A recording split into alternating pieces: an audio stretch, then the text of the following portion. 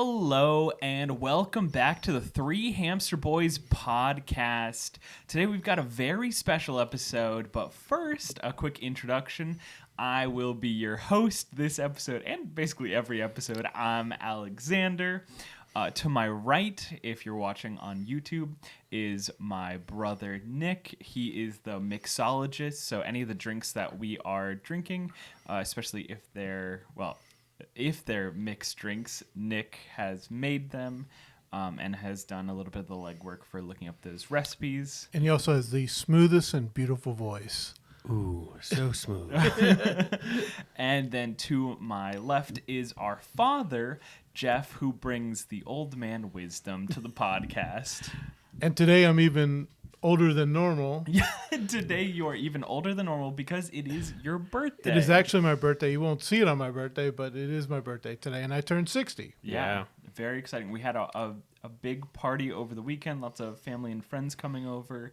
It was fun and abnormal, to say the least, because we don't really celebrate your birthday ever. Yeah, so my wife and I, we never celebrate. We don't exchange gifts. We never have. It's never been anything really big for us. The best part about the birthday though is a lot of people from literally 30 or 40 years up to today were there. And then kind of going into this episode, we had all German food. Yep. We had a big German spread. So we had, good. red cabbage, sauerkraut, bratwurst, currywurst, pretzels, pretzel rolls. It was Strudel. Just strudel. Yeah, it was quite the German spread. So tell us what we're doing today. Yeah, well, I was about to say, I'm glad we like German food because we will be eating those leftovers for the next week and a half. At the end of 2024, we took a family vacation to Germany with the express purpose of hitting up as many of the Christmas markets as possible. That was part of it. No. Hold on. Your whole itinerary was everyone asked you what you want to do, and you said, "I just want to do Christmas markets." And that's it. In general, I have very full agendas whenever we go to Germany, and when they were younger, we went very often, but we have not gone for quite a while. And so my wife is actually from Germany. She immigrated when she was 10 years old. And so we've gone back quite a few times, and whenever we did go back, we stayed with family, and we did a lot of excursions. Now, they were young because they started when it was 1, and then 1 and 3, 3 and 5, 5 and 7, and then we went a little bit later with your cousin. But in general, going to Germany is also going, for my wife, going home, Right. Seeing family. What's remarkable for us is that we have three cousins over there, 3 nieces for me, 3 cousins for you guys. And when we last saw them, 2 of them were still in high school. Yep. Well, you saw them once. Well, yeah. We Nick and I went for a wedding. Yeah, but now they're all married. They all have children. So it was very different. So child. Yeah, at least a child. I hope you're remembering all this. These numbers will be on the pop quiz at the end. That's right. This is all a build up to say that we went over, and his entire goal, there was no plan. He just wanted to hit every Christmas market we could. And the good part about it is we were staying in Munich, which has 24 individual Christmas festivals in Munich. And I will say, we did a good number on that. Does anyone know the I think the total was 12. We hit 12? Yeah. 12 is good. But 10 were in Munich and 2 were outside of Munich. Yeah. So. Yeah. Right. Before we talk about maybe some of the kind of like traditional what a Christmas market is, I don't want our drink to get cold because, yes, we have hot drinks today. Nick, what are we drinking? Well, in the spirit of Christmas markets, if you're not aware, a very common drink that you'll see basically anywhere in a Christmas market is Glühwein, which is a mulled spiced hot wine. It's very, very common over there. They are known for their signature mugs and cups that they give out. It will be always on the wind. If you're walking around, you will recognize the smell of it. Yeah. And so full spirit of it and trying to really capture it, I made Glühwein in all of our drinks, which is pretty easy for the most part. Glühwein, this recipe that was given to me, is slightly less than a cup of simple syrup. Okay. Some orange juice, cinnamon, cloves, red wine. That's about it. That's about it. And then it was just simmered and let to stew. Nice. There you go. So this is a traditional red wine one. Yeah, I mean, while you're in these Christmas markets, you can find all different types of Glühwein. So yeah, there's red, there's white, there's some with like shots. It's rosé. Yeah, rosé. Some, and then we saw other drinks as well. A lot of the goal is to get you a warm drink while you're walking around in kind of a cold, Christmassy environment. And it warms you up. Yeah. I think one drink that we had that we're not drinking today is spiked hot chocolate, unless you slipped in some spiked hot chocolate. Oh. Because we did. We partook. Yeah, we partook. It was very fun. But I mean, I know what Glühwein tastes like, and that's like pretty Glühwein-y. Wow, yeah. It is really good. Man, that is tasty. Glühwein is tasty. It's nice to know that I can just make it to honestly whenever. I was about to say, and it doesn't sound too hard to make. Like, this is delicious. Common ingredients only. Yeah, it's the first time we've tried making this, so. Yeah. Otherwise, like, I mean, in the past, when we're like, oh, we want Glühwein, we would just buy a bottle of Glühwein. And then heat it up, yeah. I think the thing with this is that it cuts down, obviously, on the red wine taste. It's not as strong of a flavor as you normally would get. It's nice and warm, so when you drink it, you just kind of feel it warming you up. I also think that the cinnamon cloves gives it Yes. a warmness to it also. I also agree. Like anything, the goal of the experience is, and it's too bad it's kind of warm here. It's not like super warm right now, but when it's really cold, I love to feel like when you drink it and then you Yeah. exhale and then you just have like a foggy cloud, come out. And you're dressed for the Yeah, I non-winter. figured. Yeah, for those of you who are maybe just listening via podcast and not watching the video, I've got a scarf and my Bayern Munich headband on, making sure I'm dressed for the occasion. Of course, I would have put on like a warmer jacket or something, but it's just warm. It gets warm in here. It's gonna get so hot. Yeah.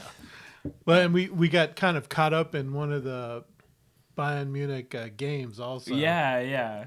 Well, because we were right in the heart of Munich. Yeah. And so there was one time in particular when we were coming back via the U-Bahn, the like metro system that they have, and we were like, oh, there's a sea of people in red jerseys. I It was guess the only where time they're going. the only time we got split. right. Yeah. So, But yeah, so let's talk about the kind of traditional Christmas market experience. I think we hit a couple of like very well, the first one, staple, one of the first ones we went to was the Nürnberger one. Mm-hmm. Well, can we talk about what a Christmas Oh market yeah, is? sure. I know we're like jumping in with Yeah. everyone. Like, we need to set a foundation on Sure. what we're talking about.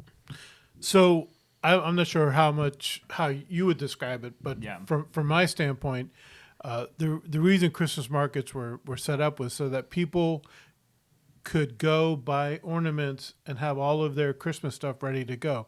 In Germany, there's a tradition that on Christmas Eve, the angel you don't set up your Christmas tree at all until Christmas Eve, and then the Christmas angel rings a bell, and you go in there, and there's the tree, all decorated. The presents are underneath it and everything. So it's basically Christmas Eve.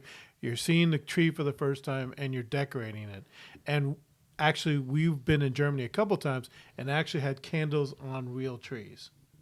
Real candles Yeah. on real trees. Yeah. And so the Christmas market actually ends Christmas Eve, usually early in the day. And basically, you're going there to buy your ornaments, or we'll talk about this a little bit later. Everyone has a nativity scene. Yeah. And the nativity scene is you build out these pieces, and it's for generations. We have one that we got from my wife's parents. Yep. So. Yeah. And basically the Christmas market experience is it's a bunch of stalls outside. And yeah, like you said, it's a bunch of like trinkets and souvenirs. I think is kind of more of what it evolved to now. Right. But like a lot of ornaments, food. Lots of food. Yeah, glühwein. So much food. Yeah. And you basically, it's the whole family's out. It happens all day, but really the big crowds are after work. After work, everyone's going there. Yeah. You're walking around. You're eating a verse, a sausage. You're talking to people. You're arm in arm. It's very funny because we wanted to go to all these places, but our relatives were like, yeah, we go 1 or 2 nights and that's it. It's just too cold to be out there all the time. Yeah, well, they were like, yeah, we don't really go. The novelty, if you live there, is probably not as wondrous if you're visiting. And I think that's where these like bigger, kind of more traditional. You were talking about Nuremberg. That for me is like the stereotypical Christmas market. Where it's like very picturesque, but also like very touristy. I think that if you go and someone says Christmas market, that's one of the first ones that was created. Yeah. It's where everyone goes. It was very traditional, but for us, it was the first one, and I don't think it was as appealing as some of the other ones that we went to. I think it was a good baseline. Right. Like I'm glad we went there, but I think the thing is like there were a lot of people, and it didn't really. There was nothing really unique about it in the fact that it was like very a traditional. The identity of it was we are traditional. Yeah. Yeah, I mean, and I thought some of the coolest things was when you walk in there, you're walking past the walls of the city. That we went that little pathway where those stores were. That was kind of cool. When we walked back, we were going by the History Museum, and we saw some modern artwork that was there with the constitutional amendments on the poles and everything. I think that there's a lot with the city. Now, we got there kind of late and had to get back early to go to dinner. So I think that Nuremberg was an interesting city beyond the Christmas market. Yeah, I would agree with that. I think it was. I'm glad we did that one first, right? Because I think we would not have gotten the same experience if we had done it later. Because as we go, you'll see that there are some that we just were really captivated with. Mm-hmm. I think another one that we liked a little bit more, but still was kind of traditional, was the Salzburg one. I loved the Salzburg one, and I think the reason for that was because it was less touristy. Yes. No, it was that one was really touristy. It was a lot of tourists there, but it didn't feel as kind of crowded. I feel like the Nuremberg one felt a little claustrophobic. I felt like there were a lot of people. It was kind of like being maybe that's the difference, is because Salzburg had really wide lanes between the there weren't as many booths, but it was wider, and they had that pretzel place with all the different flavored pretzels that we'd. Yeah, but that was at a different one. So basically that was across the street from their Advent market, which was outside the church. So as we were walking to the main Christmas market. Yeah, so I think the big thing about Salzburg is that we had to walk to the market, which was like 3 to 5 kilometers. Like 27,000 steps. It was a big walk over there because obviously Salzburg is in Austria, not Germany. We weren't necessarily as prepared to travel. The bus was a little complicated, and we weren't able to use like cash to get tickets, and like the bus ticketing system wasn't really working. So we were like, we'll just walk it. And as we were walking to the main Christmas market that we wanted to, we passed another smaller one that was definitely more of a community kind of one. And that's where you saw all like the bunch of different like giant pretzels with a bunch of different flavors, where they have like sweet with like pretzels and chocolate, but also more of like the savory and the classic pretzels as well. And that's where we saw the was it the Krampus? Oh, Krampus? Krampus races were there. Well, Nick and I kind of knew what we were looking out for, because we were on the train to Austria and we were talking with another American family, and they were saying like, hey, this is like one of the times where they're doing like the running with Krampus, which is where people like dress up in Krampus outfits and like scare people. Right. We didn't actually get to see any of the actual running happen. It was just us running. Yeah, it was just us running around. But yeah, we've seen videos of it, and the family that we're talking to had videos of a different one that they had seen. We also got to walk through the castle, which was pretty cool. But yeah, I think Salzburg was much more enjoyable to me than Nuremberg. Yeah, I agree. And then the last one that was traditional is the actual Munich one, which was the main, what they call Marienplatz. Oh, Marienplatz, yeah. Which is the downtown area, which is really the traditional one. Now, there's a lot more off of that and whatever, but that's more of it, and that is very touristy. Yeah, well, I mean, I think the Marienplatz in general is just a bit touristy as well. Like, all of the shops there are very, very touristy. They have, like, the big clock tower with the dancers. Yeah, I was going to say, I didn't want to use the word dancing, but they have... dancing figurines. Yeah, figurines that come out when the clock chimes at certain times. Yeah, which I think is very fun.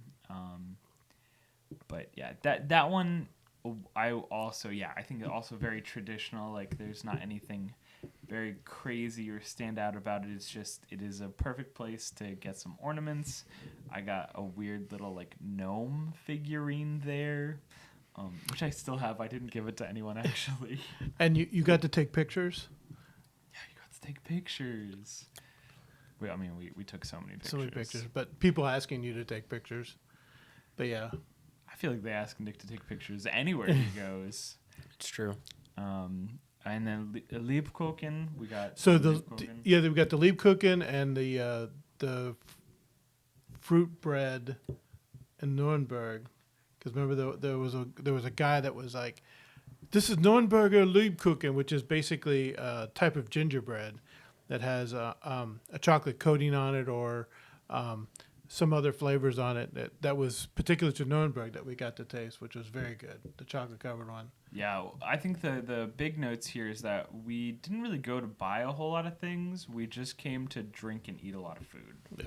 So at all these locations, we were looking for things like Glühwein, or like unique or interesting Glühwein to try, and then unique and interesting food to try. And I don't think there was anything really interesting to eat in those three places. We had the good pretzel in Salzburg. Mm-hmm. We had Lebkuchen from both Marienplatz and in Nuremberg. I love the fruit bread, but that is definitely an acquired taste because I like fruitcake also. Yeah, it's not the same, but it is definitely an acquired taste for sure. And I think we also got some roasted nuts in Nuremberg as well. Right. But yeah, and I think that's more from a, nostalgia for your mom. Yeah. Because she's used to walking in Marienplatz and chestnuts roasting and doing that. So, but yeah, I think that those were pretty much the three first places we went to. Mm-hmm. And I think that they were we went to the Münchner Freiheit, which we'll talk about next, but we went there once and then we went back a couple times. Yeah, well, Xander and I went a lot of times. Yeah, I was about to say, Nick and I went all the time. Yeah. Not necessarily because it's the market, just because it was like the place. Like, it was like the square nearest us. And I think that's,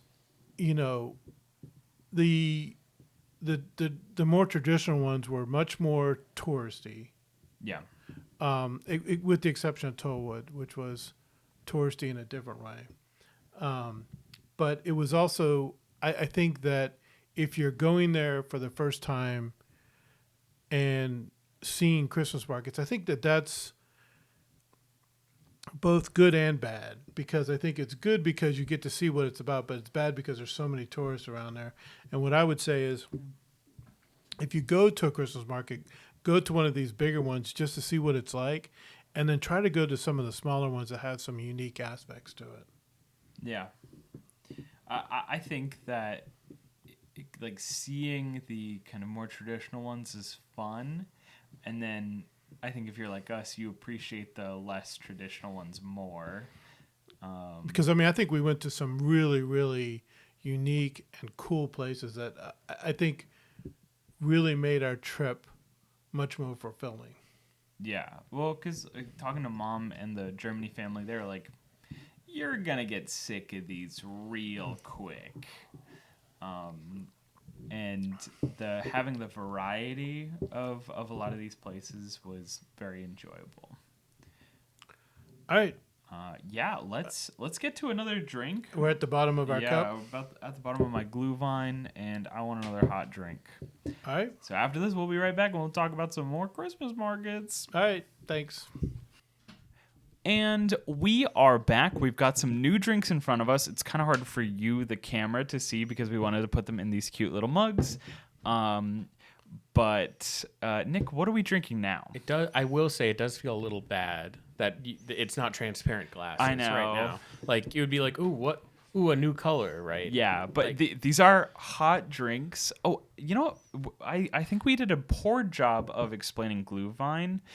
It looks like darker red wine. Yeah. This drink that I'm looking at right here is kind of a tan brown kind of color. I would say a dark cider if I had to describe it. I think that is fairly accurate. So what you're looking at is Glüh gin. Okay. Which we had never heard of until we went to this market and saw it. It's true. Because we were taken aback by how many different drinks there were. I think we got that at Marine Plots. Yeah, we got it at Marine Plots, yeah. The recipe that we found was apple juice, orange juice, Okay. gin, Yeah. and then our fun spices. Okay, so that actually does really explain this color then. Yeah. The apple juice and the orange juice. Yeah, apple juice and orange juice is the only color. The gin is, well, this gin actually had a little bit of color to it. Because it was a gin that was aged in oak barrels. I never get to see these alcohols. Well, we might use them if we want to do another gin episode.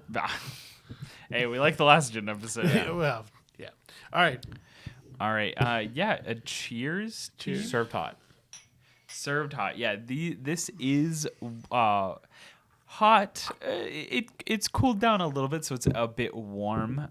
But again, you want that feeling of warming up, especially with that stronger alcohol like gin coursing through your system. And the best part about this is it doesn't have that.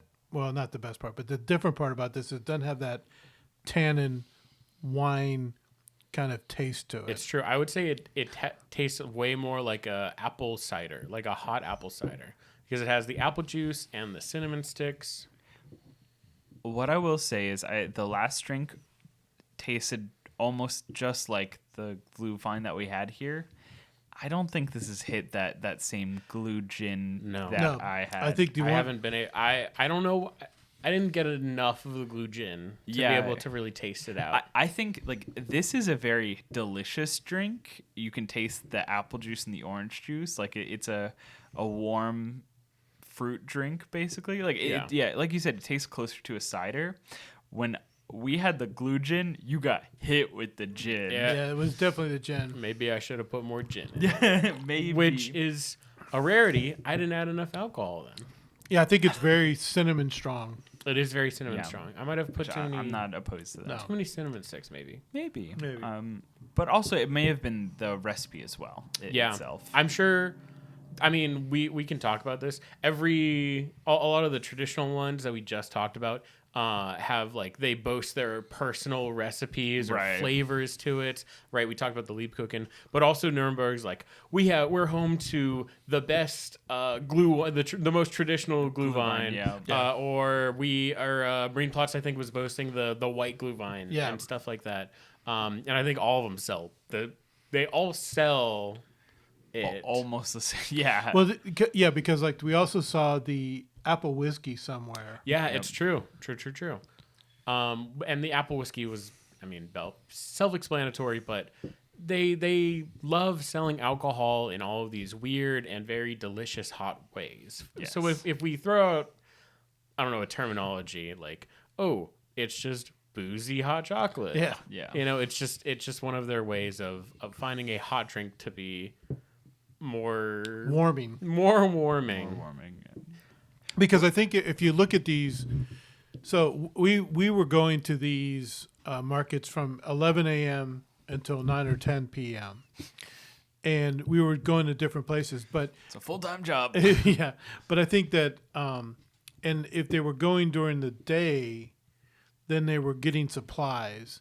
But when they were going at night, it just seemed more like an outdoor party, I guess. I would say the atmosphere switches up from the day to evening to night of I would say every single one of these. And some of them markets. didn't open till 5. It's true. Right. Yeah. There was a couple of the festivals that they weren't open every day. They only opened up on weekends, or they didn't open till 5. And those places were not for, I'm going to go there to buy fruits and breads and stuff like that. They were there so you could drink and hang out with people and all that stuff. Yeah.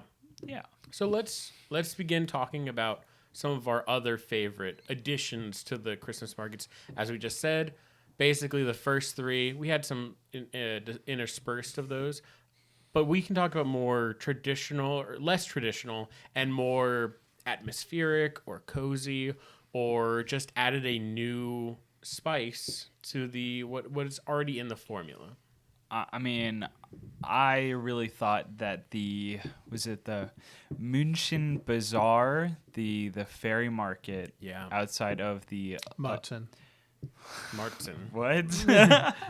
Outside of in the Olympic Park, was a smaller market comparatively to like Nuremberg, but had a lot of great food. Literally, we walked in and there were 4 or 5 food stalls there. All different parts of the world. Yeah. Because there was a Japanese, oh my God, I'm going to get this word wrong. Okonomiyaki. Okonomiyaki? Okonomiyaki, yes. Yep. Thank you. I was trying to think of how the word was spelled, and then my tongue just did not want to follow. Well, yeah, because you had that on the right, and then Yep. next to it you had the, this is where Mom gives me a hard time, the flam lux, which was the salmon on the board. They had these fancy like fires going, and they sandwich these fish on these boards, Cedar boards, yeah. And they just let them grill on this open flame, and then they either put them in a sandwich or just give it to you. Yeah, that was just fantastic. And then on the left they had the oxtail. They had the oxtail and I think tongue. And tongue, Because yeah. I think that's the sandwich that we had. Yep. And then the next one over was the African place. Oh my gosh, so good. And then the next one over was the rice place. This is the noodle place. The noodle place. Yeah, noodle place. Oh yeah, well, it was German noodles. Yeah, German noodles.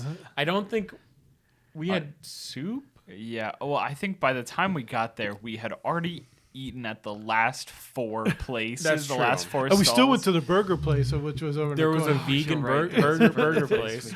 That too. Yeah. So we really wanted to taste some different foods. And I would say this was an interesting one because we showed up like 5 minutes after it opened. Yeah, right as they opened. Maybe like the first stall was like, I'm still like cooking things up. Yeah. And we're like, hey, take your time. And then it's also, I think as a Christmas market, it was the smallest Christmas market. You know what? So here's what it reminded me of. It reminded me of, and if you live in rural U.S., this reminded me of the traveling county fairs. Yeah. Yeah. I think that's a better way of describing it, because I think if you look at the traditional ones, like if you take Nuremberg or the Marienplatz, it's like very regimented, very super structured. uniform. Yeah, very uniform. There are specific places that these stalls can be. There are straight lines and alleyways that need to be in a certain place, and like the walkway needs to be a certain like size. When you come here to the ferry market, it's kind of like a weird oval shape. It's like a bunch of food trucks lined up. Yeah, A bunch of food trucks with these big tents set up. Yeah, And the tents, each of them had like a different feel to it, because like one of them had just hot tea there that you could get. More than hot tea. Yeah. But And so you would go into these places, into the tents, and you would see. For this one, it was not so much. There was stalls there, but it was more about entertainment inside the tent. There was a definite like the first tent that we went to had a more like performer atmosphere. Because there was a stage there, yeah. I would say it had the like old school carnival vibe. Yeah. Like that was kind of the aesthetic that it was going for, with like the big pole. There was a little stage, the decorations that they had picked out, even the wood that they had chosen was kind of older style. I to me, it reminded me of like a traveling gypsy show, where you had all these. There's fortune tellers, and there were things like that were there that would kind of made it feel very, not permanent, more traveling. Entertainers and stuff. Yeah, and I think that's an interesting way of describing it, because we know that all of these Christmas markets are non-permanent. Well, so that group travels the rest of the year as just a market. Sure, like just as like a festival. As a festival moving around. So that's why. So it is like a county fair. That's why it reminded me of a county fair, where they're packing up everything and going to the next site. They just happen to be here. Well, we didn't quite talk about it, but basically, it's the month of December that these markets are set up. Usually, they start about the 1st of December and they go till Christmas Eve. Yeah. It's cold. We'll throw that out there. We sort of implied that where we're drinking hot drinks. We're in Germany. It's near Christmas time.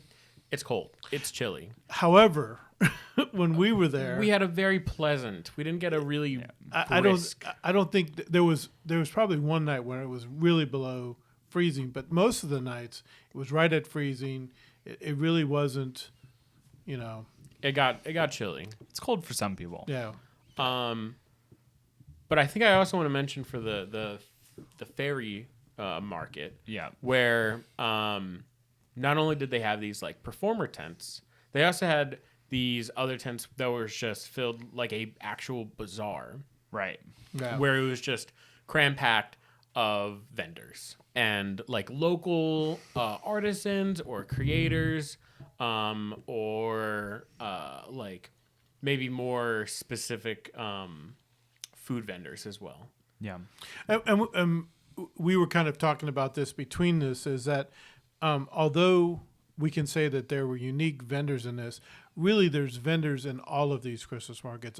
We don't want to downplay the idea that, so some of them are selling pre-made items, but a lot of the people there are, look, here's all of my baked goods. Here's all of the things I've made with wood, or these are all of the things I've made. Like, there were just so many different crafts in all of these markets that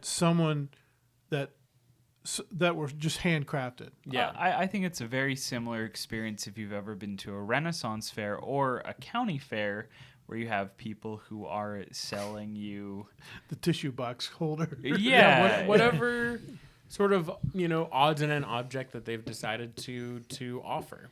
Yeah, because like the one place in Salzburg that made the earrings. Yeah. That you talked to. Yeah. Yeah. They had, this booth had literally hundreds. Yeah, hundreds of earrings. And there were like 300 earrings and jewelry, but I feel like it was mainly earrings because we were looking through a lot of them. They were definitely showing them off at the front. Yeah. It was remarkable, and they were unique and they were different. Some of them were probably not made by them, but some of them were. It just was just such a cool kind of vibe on that place. I think another market that it kind of is different than the very structured and more traditional feel is Tollwood. I kind of I think about the ferry market in Tollwood in a very similar fashion, where Tollwood is like the big brother, it feels like, of the ferry market. Yeah, so some context around this. If you ever gone to Munich and gone to Oktoberfest, the fairground where Oktoberfest is Tollwood. Yeah. And this place has Oktoberfest. During the summer they have a summer festival, and during the winter basically they start a little bit earlier. They're like the middle of November to Christmas Eve. They set up their Christmas market, and this Christmas market is much flashier. It has much more of a corporate feel to it because it has corporate. I would say that the traditional ones feel more corporate. Yeah. Okay. This one feels more I like. think any of these feel corporate. True. They feel very like community driven. Tollwood is probably the least so, and I'll tell you why. Yeah. If you go around the outside of it, and the only reason I know this is because of things I've seen. There's sponsors for it. There's big name sponsors. The company I work for now, ABB, was a sponsor for Tollwood, and they had signs all around there advertising that they were a sponsor for it. I come from an industry that's all about sponsors. Yeah, I know. And I honestly I would say all these places are getting sponsored by something. Yeah, or another. Yeah. So I don't think it's. I think what was interesting was Tollwood was presented as like the cool place. Yeah. Yes. As the international one. Yeah, it was like the international one. It was when people were talking about it, they were like, oh yeah, that one is like just a fun place to go to. Tollwood had an interesting mix of some rows of stalls, similar to what you would see in the traditional ones, and then also had several large tent bazaars set up. I believe there were 4. Oh, there might have been more. Or 4 or more big tents. One or two of the tents were just dedicated to having food vendors in there. Yeah, because there was that one tent that we went to that was all vegetarian. Yo. There was a vegetarian tent, and then there was real people. Real food. Another one of the tents that they had was just dedicated to a bar and a stage for live music. Yeah. And they were having musicians and bands kind of cycling. Rotating, which I thought was super cool. There was also another one that had an ongoing performance that was like a circus performance, acrobat. I think you think you can say the name. Cirque du Soleil. Yeah. Was it actually? It was actually Cirque du Soleil. Yeah. Which I think is pretty cool. I thought you were skirting around. You're like, no free promo for Cirque du Soleil. When we talked about it, I thought of it as a Cirque du Soleil show, but I wasn't sure that it was really Cirque du Soleil. It was, which is really pretty cool. And they had, and I think that the other big tent had all the vendors in there. Right. Yeah. And there was another big gigantic, massive tent full of just so many artisans, odds and ends. Like we were like, did we take a turn here? Like the other places where we're like, oh, I know which way we've been. Yeah. That tent was the hardest to navigate out of every single one of them because it would like web off. Yeah, and not only that, but then there would be these food stalls also that just were interspersed and mixed in. Because so one of the things that I remember we got there was the candles. Yep, we got candles that looked like food or drink. Yeah, food or drink. We got one candle that looked like a glue vine, like a glass of glue vine, and then another one of my candles, which I gave to my friends, looked like hot chocolate, right? Yeah, it looked like hot chocolate. And for the longest time, pastry. Yeah, for the longest time, they were like, we can't use this. We can't use this candle. It looks too nice.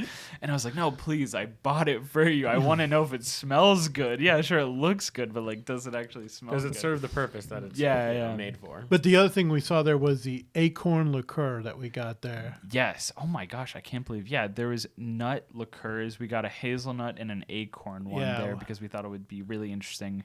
Did we ever try those? No, I think we still have them kind of sitting somewhere. We've got the other thing at Salzburg we got was a 6-bottle collection of fruit liqueurs. I will say the thing that we haven't talked a lot about besides a little bit of Glühwein and Glühwein is there is a lot of alcohol that you can buy, specifically like flavored liqueurs. Yeah. In Salzburg specifically, we went to a shop and bought some, but we also saw a 15-foot stall that had flavored. Yeah, liqueurs. I mean it was basically 3 rows, 1 row in the front and 2 in the back that just lined up with all the different flavors. And you could taste and any yeah, of and they were them. just giving us tastes. Yeah. That was horrible. Yeah, it was so bad. But I think Tollwood kind of has that mix of like traditional into the non-traditional, where it's kind of the meeting of a Salzburg, which is very tourist heavy and also regimented and I don't want to say organized because all of these are organized events, and the bazaar, the ferry market that was kind of like had this festival fair aesthetic. Yeah, I mean, with tents, and I think if you think about as we went in, you guys got the double sausage sandwich. I forgot about that. We did, yeah. True. And on the way out, we got the Korean fried chicken. Yeah. We waited a little too long for that one, actually. So when you think about that, that's that duality of that market. Duality of man, I hot don't know. dogs I was and thinking Korean fried chicken. We probably drank the most at Tollwood. Yes. Because we had a magic potion. We had ale. We had... we had more like Glühwein, like specific. Yeah. It was... That market was just so... There were so many different kinds of foods and drinks that it was just so much fun to go to. It was also one of the places we spent the longest at. Yeah. Yeah. It was very large. It was very unique. They had string lights and paper lanterns all over the walkways. So as it got later, because again, like you said, we spent a long time there. It was light when we started. It was dark when we left. As we were walking, they were turning on the lights, and it kind of just added another aspect of the market. Yeah. So one of the things we talked about was currywurst, which was what we had for my birthday. Well, I'm a vegetarian, so we actually tasted vegetarian. What is this we? We tasted some vegetarian currywurst while we were in Tollwood. Yeah.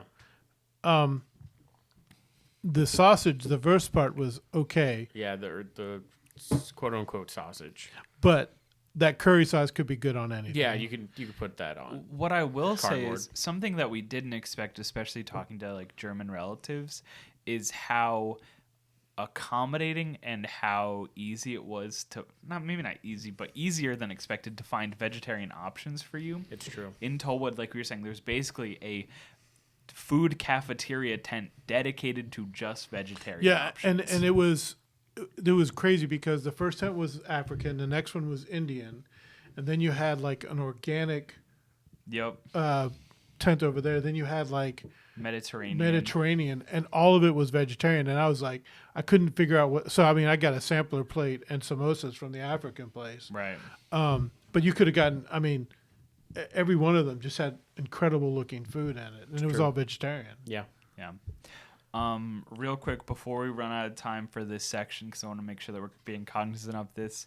Another market that I want to talk about that was kind of one of our favorites, and also nearby our hotel, was the Munich Freiheit one, which is a metro stop.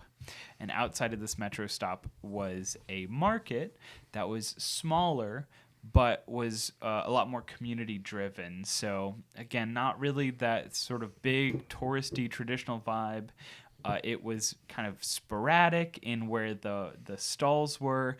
They were kind of around the step/ramp area that goes down into the metro station. So it was like a multi-leveled, like just a sort of like a line of like angled. Yeah, I mean, like you came out of the market going up these stairs, and there was food stalls on both sides. Yeah.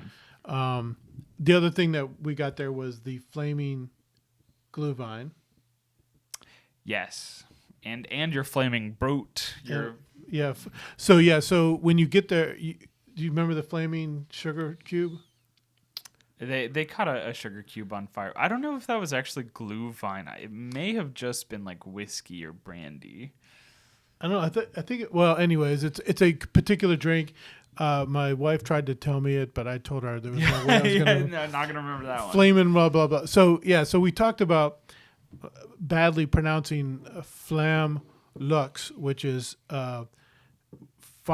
grilled salmon. Yeah, the salmon. But the other thing you can get is flam kuchen or flam brot, which is basically like a pizza, but it's basically the kuchen is basically a dough that's spread out and tomatoes or vegetables and cheese are done, and they put it on a open fire and they cook it. Brot is basically they take a loaf of bread, cut it in half, and do that. So it's a type of pizza. But we got that there, and then we had Reba Dachi. Oh gosh, yeah, I was about to say No whatever idea. you're gonna say. You're gonna slaughter it. So basically, idea. it's two. It was two pancakes, and in between the pancakes was the melting cheese that you get in Switzerland, and we got that. I think it is always misleading when people say pancakes.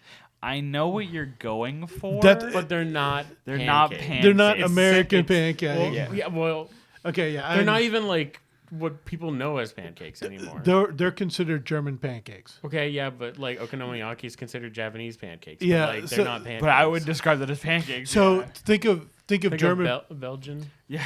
Yeah, so think of the Belgian waffles. Belgian yeah waffles. Belgian. So German pancakes are between a crepe and an American pancake. Hamburger. American hamburger. Sorry. Now my mind doesn't know what to think.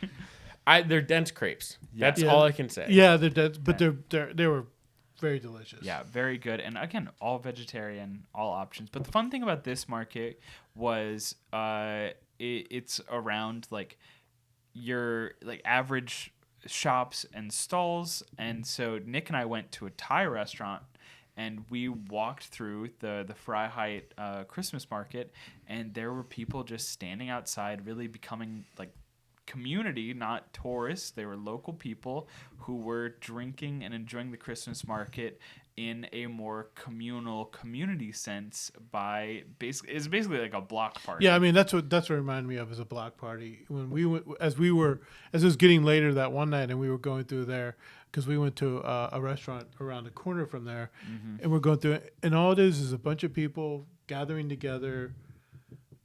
I mean, there wasn't like loud music or whatever playing. It was just all people just talking together, and a block party is probably the best description I've heard for that.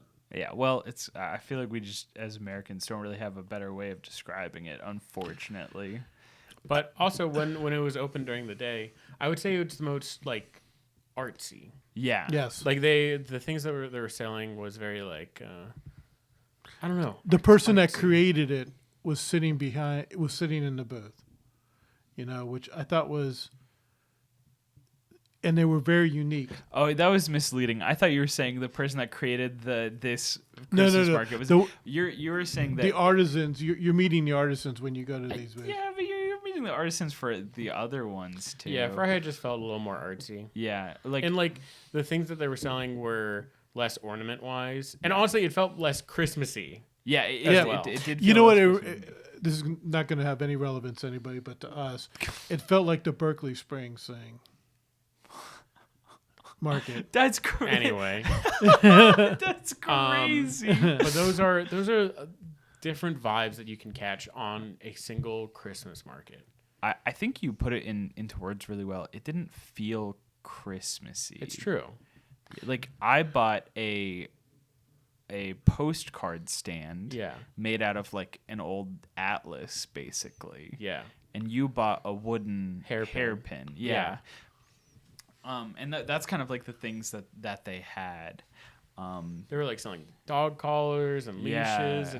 and maybe more practical. We're looking at a rock turtle for Yeah, like yeah. 2,000 euro. Which if I could have picked that up, I would No, have done it. there's no way you would have gotten it back. But it was just such a cool art piece. Yeah. But you're right. It wasn't Christmassy at all. It wasn't Christmassy, and that was the fun part about it. Yeah. All right, my drink is empty. We've got one more section, one more drink. We'll be back in a moment to talk about some of the markets that we didn't mention, some honorable mentions. Yep. All right. See you in a second. Bye. And we are back. We've got some new drinks in front of us. This is black. I don't want to say it like that. Very dark. But it is super dark. Like maybe it has more color that I'm not seeing in the light, but inky black is what I'm seeing right now. And you can smell tea and red wine. Yeah. So this is Jaeger tea. No Jägermeister, thankfully. Oh, wait. I thought... No. Uh-oh. I was expecting some Jaeger. This is your classic cinnamon and cloves, the spices that we've gotten acquainted with. However, it also has black tea now. And with that, it also has wine, like a typical Glühwein. On top of that, it now has a cranberry, what is it? Blackberry? Black raspberry. Black raspberry liqueur. Yeah. Oh, okay. And it has steeped for quite a while. It recommended potentially rum and sugar. Oh. So this might be a bitter drink. You didn't add rum? There or is not sugar? rum nor sugar in this. Okay, so it might be a little bitter. Okay. And unlike the first two, which we did taste at the Christmas markets, this is one we saw but did not taste. Did we not try this? Nope. I don't think I saw it. Man, I thought we tried everything. We tried everything out under the there. sun. Yeah. I don't know. It should be interesting nonetheless. All right. Cheers. Cheers. Boom. Yeah, we tried so many different drinks, whether it's spiked hot chocolate, the rum toddies, I can see why they add sugar to it. several iterations of Glühwein, glue gin, both red, white, rosé. We tried as many things. We apple whiskey, anything that we saw that was remotely different at any of these. It's true. And the special potion. We mentioned that very briefly last segment. We don't know what it was. We don't know what it was, but it was, if you're familiar with Asterix and Obelix, which is I probably butchered that, a popular old German comic. Well, it's European. Okay, I'm sorry. European. Maybe French? It is French. Oh, I got it. Dang, I was So basically, Asterix and Obelix are Gauls, and they're fighting the Romans. So it's turn of the millennium. And I didn't realize it was that old. yeah, that's what's supposed to depict. They were coming out. Yeah, they were making comics back then?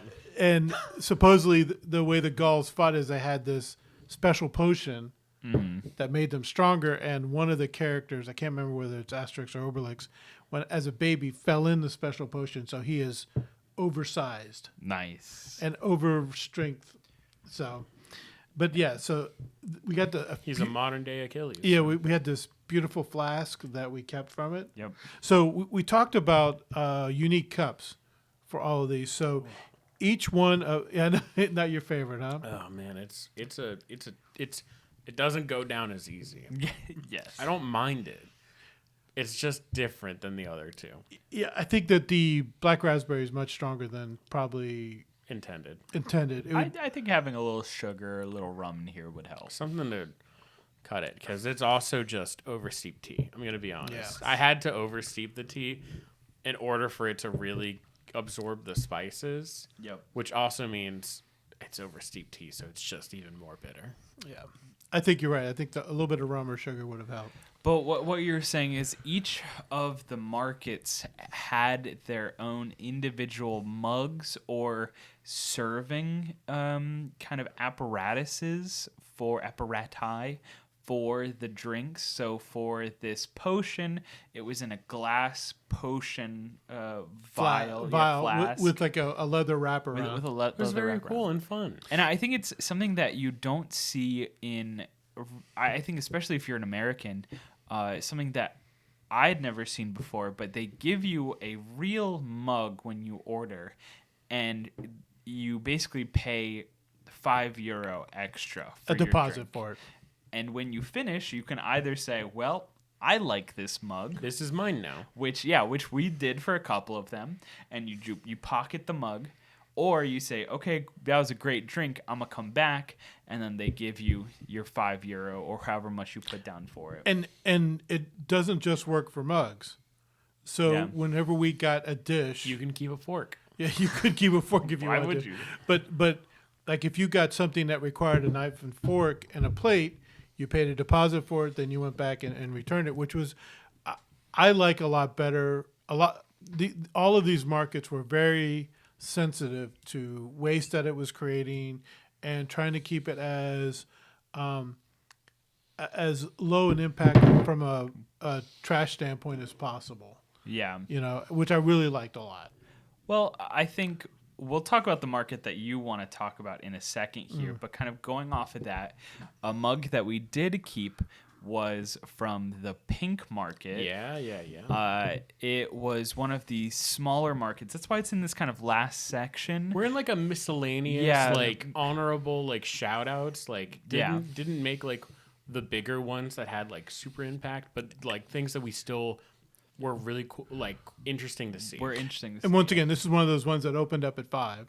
It wasn't open during the day. It was really an after hours kind of market. So the Pink Market is a market that we went to. Nick and I got some spiked hot chocolate. Yeah, we did. And they had these very fun rainbow glass mugs. And they were like Collins mugs. Yeah. So they're tall. They were lean. taller. Yeah. Almost like a big shot glass. Yeah. Which means less hot chocolate, but it's fine. But it was a fun looking mug. They're fun to drink out of too. And this market had 3 small tents, which had a couple of vendors in them. Not even tents, canopy awnings. Yeah. But it definitely had a party vibe to it. Yeah, it when we talk about Freiheit being a community thing, the Pink Market is definitely a community vibe of people coming to just sit in this courtyard, drink, and hang out. It was just in a courtyard. Yeah. And not a big one. And not a big one. It was a small courtyard. There was probably maybe 12 vendors altogether. Yeah, I don't. If that, 12 might be ambitious. 4, and 4. Yeah, that might be right. Maybe, but I don't know. Yeah, it was. I mean, it was small. And we basically walked in. We walked one way, went through, and went. All right, that's it. Yeah. And this was kind of some Christmassy things, some of the traditional Christmassy things that you would find. And then also Nick and I were walking through a section where they had figurines. Yeah. Not even your nativity kind of figurines. No. They were just kind of it's like Barbies and Barbie they're different. More of anime figurines, but not anime. Yeah. I don't necessarily know what the statuettes. Yeah, little statuettes. The thing we got from there was the chocolate covered fruit. Yeah. In the back before we left. True. But yeah, so I think the Pink Market was a fun kind of honorable mention. Yes, they were using pink and blue lights. There was a lot of pink. There was it was under a big tree. It seemed like. Yeah. It's one big tree in the center, and it was lights and confetti coming off. Of they it. illuminated the courtyard a lot. Yeah. What I will say is, what I really appreciated, there were a lot of people that were dressed up. Yeah, there was someone dressed up as Saint Nick. Yeah, actual Saint Nick. Yeah, it wasn't Santa Claus. He had the full saint the bishop robes. The full bishop robes. Okay, now you say that, but one of the other smaller markets we went to was the Renaissance one. Right. And everybody was dressed up there. It was remarkable. The vendors were all metal and leather. There was everywhere, I think so. Yeah, that's another one in the honorable mentions. The medieval market, the Renaissance one, but that one felt closer to a Renaissance fair than a Christmas right. market. I totally agree because they were selling cloaks and capes and knives, swords, and leather working. Yeah, but and interspersed in there were Christmas globes and of course, right? Yeah, there was it was slay your enemies, but also remember the holidays. Yeah, really good food. Oh my gosh, there was it was like a chili or Yeah. something. Oh my god. It was chili, and then there was the pasta dish that we got. That was one of the colder days. I was about to say, I don't know if the food was just really good or it was at the end of a long day where most of us were sick. Yeah, true. And we were cold and eating something hot, like a hot soup and like hot, almost gnocchi kind of style noodles. Yeah. And that's where we tried Glühwein plus Contro. Yeah. Yeah. Oh my which gosh. is an immaculate combination. Yeah. Very good. So tasty. Rather than just orange juice, it was orange liqueur. Yeah. Yeah. That's the other thing. Like you add, you have Glühwein. Well, then you can add other liquor to Glühwein.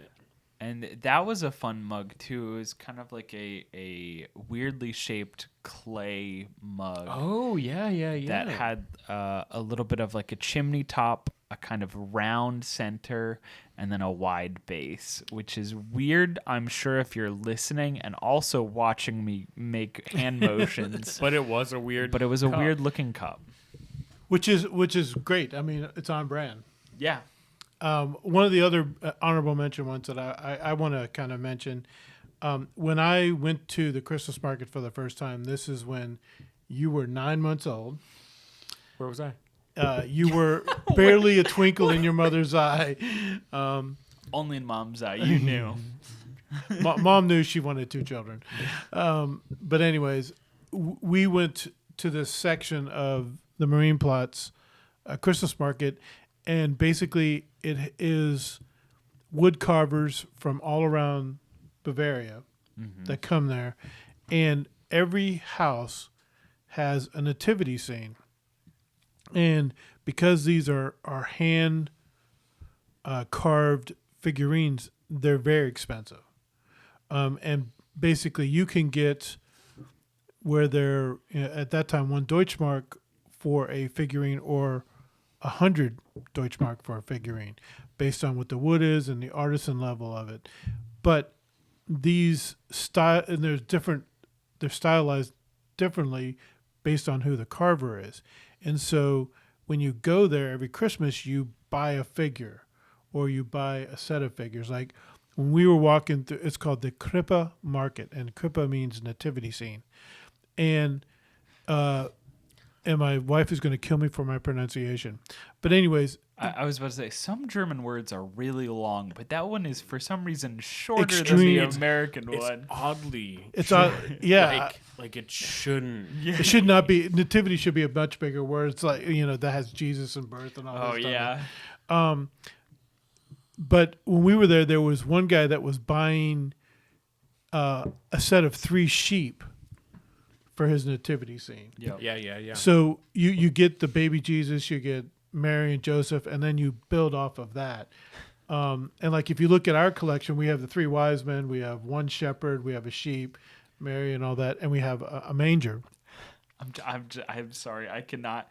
I'm just thinking this whole time, we got to get these people into Warhammer. They're going to love it. For real. Because they were also selling unpainted. You could get a painted or unpainted version of all of these things. And I'm like, man, you could go crazy with like some Warhammer paint. They should make a Warhammer Christmas market where, like, oh, that's the Tyrannid stall over there. And it's just a recreation Yeah. of the nativity Yeah, scene, the but with nativity Tyrannids. But yeah, you could also like go there and there's like, oh, there's unpainted or painted Tyrannids that I could pick up. Anyways, that's like nerddom. If there's a super nerdy Christmas market that ever pops up, that probably would be there. Well, the thing that I thought was remarkable is our nativity scene is at least 60 years old. Yeah. I think it's from the 60s or 50s or 60s. Wow. So like you. Yes, like me. Well, we were talking about it's your birthday. It's my 60th birthday. But anyways, You said 50 or 60. Yeah, you're right. what was remarkable about it is that while we were there, I found our nativity scene. Yeah. And so They were like, how did they bring it back?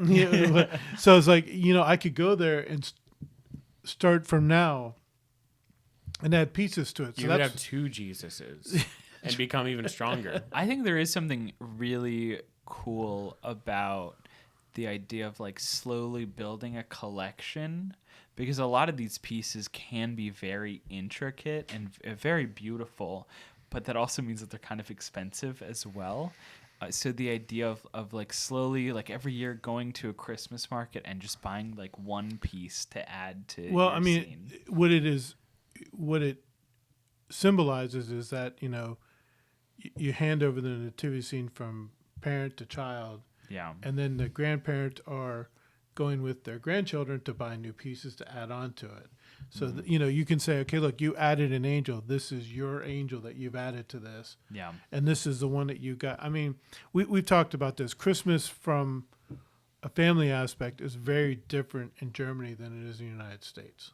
Mm-hmm. When we go to my brother-in-law's house, they go, see that tree over there? That was our live Christmas tree that we had 60 years ago. Which is, talking about traditions last time, just like the reverse. Yeah. Yeah. For our experiences, I mean. Yeah. I mean. No, I agree. There's no way. It's very hard to relate to that in the United States. It's true. It's. Yeah. I mean, I think that we've lived here for, 20 years now. Yeah. And I've never lived anywhere for 20 years. Same. Yeah. Yes, you've lived here for 20 years. So you do. But anyways, so the Krippe market just to me was one of those very traditional, and it's such a niche kind of market. Yeah, but I think from a craftsman perspective, it's just fun to admire the identity that all of these crafters put into these, right? It's like, oh, it's just the nativity scene, but you go through and you're like, these are all very, very unique. And have so much character. Yeah, well, it's so interesting to see the different styles. I mean, because you get the very modern ones that are just kind of Legos. Yeah, it was very. Now I still don't get the ones hanging on the rope. Oh, there was a 600 euro guy. But that was big, yeah, but what do you do with that? 8 inches. What do you do with it? You treat him like a mistletoe. We're standing under the hanging man. Whoa. Okay, sorry, that sounds bad. When we say hanging, it's like a glass cleaner. I don't actually. Oh, he's like a lantern. No, he's like a mountain climber. Yeah. He's rappelling. He's got an ice pick. Yeah. So. But I don't. It's one of the wise men rappelling down to Jesus. I'm coming, Jesus. But he's got the. Oh God, I'm gonna get this wrong. The lederhosen on and the lederhosen. The singing pants. The singing pants. Leader. Yeah, but he's got that, and I never could figure out why they did that. Anyways. Yeah. Yeah, I don't know, but very unique. If I were to put together my own nativity scene, I would want to. Grab. Oh, you'd go mix and match. Yeah, I'd be like, ooh, we'll get Joseph from this one over here. Oh, and that's a big Mary. Okay, I'd like the idea of just everything misshapen, but also just have each of them to be cultivated and have character. You would have the nativity scenes that you see online where people have built nativity scenes with whatever they have laying around. So they don't have a Jesus, so they put in a Yoda instead. Yeah. And instead of a wise man, it's a red Power Ranger. Yeah, exactly. Yeah. Yes. All right. I have a little speech for the end here, but before we get to the end of this episode, I feel like every time we're rushing, so now we've got a little bit of time. What was the favorite drink of the episode so far? Dad, do you want to go first? I will go first, and this is going to be strange. I think the Jaeger tea was definitely the most interesting, and I think it's the first time we've ever tried to make this. You could say that about almost every drink. I know that. It's the first time I'm making anything. Yeah, I know, but I mean, this was. I think this has potential, and I can see a lot of things we can do with it. I am going to pick this drink. Whoa. For the potential of it? Not only potential, but because it was the most interesting taste. Okay. I mean, I think the glue gin was good, but like you said, I preferred the one that we were getting at the Christmas markets. And the glühwein is just glühwein. Yeah. You know, when we went there, I didn't want the red Glühwein. I wanted to try the white Glühwein because I've never had the white wine Glühwein. I'm going to pick this one as the most interesting and probably the one I would like to taste again. All right, the drink number 3, the Jaeger tea. Nick, what about you? Favorite drink? I think I'm going to basically do the opposite and probably something that's atypical of me. I think I'm going to go with the very classic Glühwein. Yeah. Because I'm very happy that I was basically able to recreate the taste of a Glühwein. Yeah. And I think it was very solid. It was solid. Yeah. It was good. Especially because it was still hot and that just kind of hits. And like I hadn't had Glühwein since Germany because I could not have drank that to be honest. But drinking it right now, I was like, man, it's still good. Okay, so hear me out here. I didn't really like this one as much, right. And I'm not afraid to say that. I definitely would have liked it to be a little bit sweeter, which is interesting because I'm okay with my tea being a little overbrewed. I liked the Glühwein. I think it was very fun. It was almost like 1-to-1. I was like, oh man, we're back here, and I think it was a good drink to start the episode with.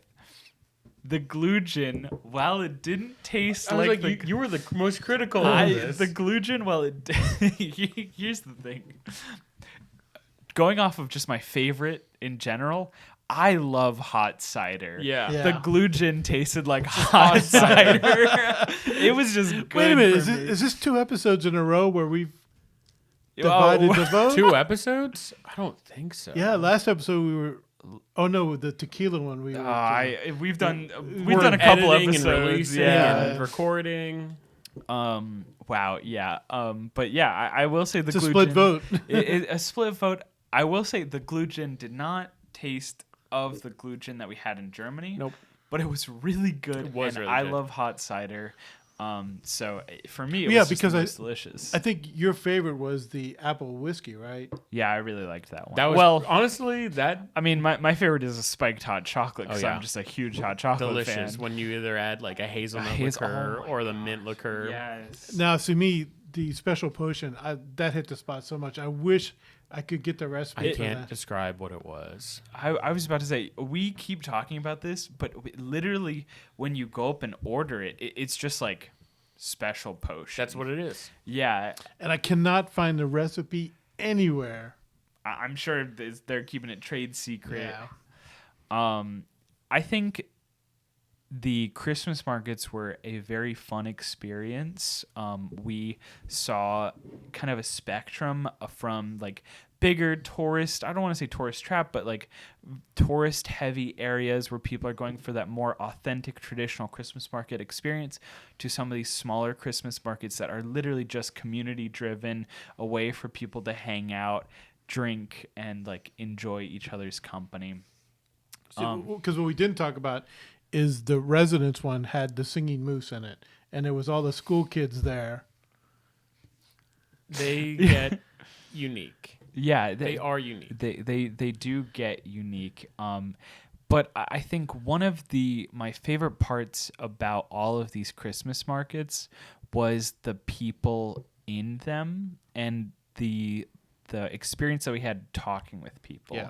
Like when we were in Tollwood, we talked with the candle maker for a very long time. When we were in Freiheit, we literally spent like 30 minutes to an hour in front of this wood shop, this wood carver's stall, and he came out of his stall to pin Nick's hair up. Yeah. While it's pouring down rain. While it's pouring down rain to show Nick how to use the different type of hairpins that he had. And I think these are these fun interactions that I love with these live events, whether it's a Christmas market or a Renaissance fair or a fairy festival or your local Kentucky Derby or county fair. Yeah. I think if you had a takeaway from this episode, besides us just rambling about our trip to Germany, is that you should go out and experience live events and these community engagement sort of things. Yeah, I mean, like a Ren fair. Go play bingo. Yeah. Go play bingo. Go sing karaoke on a Thursday night. Well, I mean, locally we had an arts festival that we went to just a couple months ago, I guess. Yeah. That was just remarkable. Do that. Yeah, And yet I couldn't get you to go to the Veggie Fest. I'm upset about that. but yes, I think that what we found is no matter, even though like the person that you bought your thing from did not speak a lot of English, yeah, we had a great conversation with her. Yeah, yeah, that's true. And so I think that these people are passionate about what they're doing. Yeah. And they love talking about what their passion is. And I think you find that in all these places, whether it's a Renaissance fair, because we went to a Renaissance fair in Germany one summer, and they were just many years back. But I think in all of them, we got to talk to people that were passionate, that were having fun, and we just had a great time with it. Yeah. So if you have a takeaway, get out there, talk to some people, experience live events. We've been the Three Hamster Boys. We'll see you next time. Don't forget to subscribe and like. You said the thing. All right. All right. Bye.